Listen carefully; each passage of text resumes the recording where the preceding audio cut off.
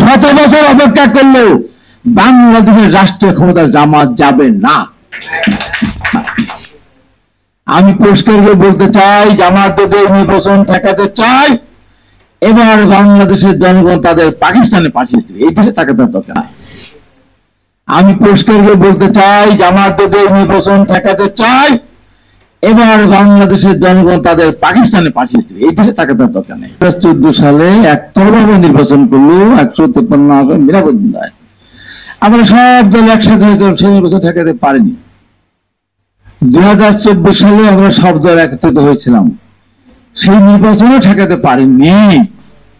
আর জামাত নির্বাচন ঠেকিয়ে দিয়ে এত বড় স্পর্ধা, কত বড় সাহস!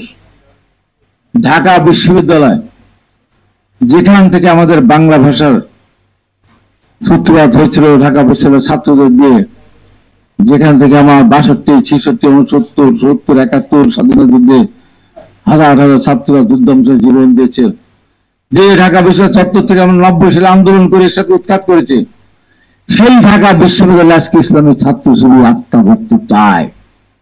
আমি আজকে ঢাকা বিশ্ববিদ্যালয়ের ছাত্র হিসেবে বলতে চাই, ঢাকা বিশ্ববিদ্যালয়ে সব মতামত ভুলে গিয়ে এই পাকিস্তানের সেই 71 রাজাকারদের জন্য ঢাকা বিশ্ববিদ্যালয় অবস্থান করতে না পারে, সেই ব্যবস্থা করতে হবে। একটা মেয়ের কথা শুনে আমার খুব ভালো লেগেছে, কষ্ট লেগেছে। সে বলেছে, রাজাকারের চেহারা দেখার জন্য না, দেশ শাসন করে সেই জন্য না। কি মনে করেছেন আজকে বিএনপির দিকে আঙ্গুল তোলে? এই যে লন্ডন বৈঠকে যখন হয়েছিল, সব দল জাতীয় কমিশনের মিটিং এ গিয়েছিল, এনসিপি গিয়েছিল, যায়নি শুধু জামাত। কি তারেক রহমান কে, কেন তার সাথে বিবৃতি দেওয়া হবে? তারেক রহমান কে এখন বুঝেন। আমি মনে করি প্রথমে 10ই ফেব্রুয়ারি নির্বাচনের তারিখ ঘোষণা হয়েছিল, পরবর্তী সময়ে তারিখ পরিবর্তন করে 12 ফেব্রুয়ারি। আমি প্রধান উপদেষ্টাকে আমি অনুরোধ করব, আপনি বলেছেন, পাশাপাশি আমি নির্বাচন কমিশনকে অনুরোধ করব, 12ই ফেব্রুয়ারি নির্বাচনের তারিখটা যদি আপনি ঘোষণা করেন, জাতি খুশি হবে। এই নির্বাচন নিয়ে তাল বাহানা করে কোনো লাভ হবে না। শুধু নির্বাচনের তফসিল ঘোষণা হোক, তারিখ ঘোষণা হোক, তারপরে মাঠে গিয়ে মব ভায়োলেন্স তখন দেখা যাবে। অতএব নিরাশ হওয়ার কোনো প্রয়োজন নেই। ওরা তো বারবার পরাজিত হয়েছে, ওদের সিদ্ধান্ত জন্মের সিদ্ধান্ত ভুল, ও জন্মের তো ভুল, মৌদুদিবাদী। কত মুসলমান বাংলাদেশে যারা ইয়ে আছে তারা বলে তো ওরা ইসলামিক দলই না। ওর বাড়ির পাশে যদি একটা না খেয়ে মারা যায়, ক্যান্সার হয়ে বা কিডনি আক্রান্ত হয়ে বহুদিন পড়ে থাকে, দেখতেও যায় না। ও নিজের ভাইও যদি হয় তাও দেখে না, যদি জামাত না করে, শিবির না করে। দেখেন তো আপনার বাংলাদেশ, দেখেন তো ইসলামী ব্যাংক বলেন, আপনার ইবনে সিনা বলেন, আপনার ওদের যে সমস্ত শিক্ষা প্রতিষ্ঠান বলেন, বিশ্ববিদ্যালয় বলেন, মেডিকেল কলেজ বলেন, কোচিং সেন্টার বলেন, একজন জামাত শিবিরের বাইরে কেউ আছে?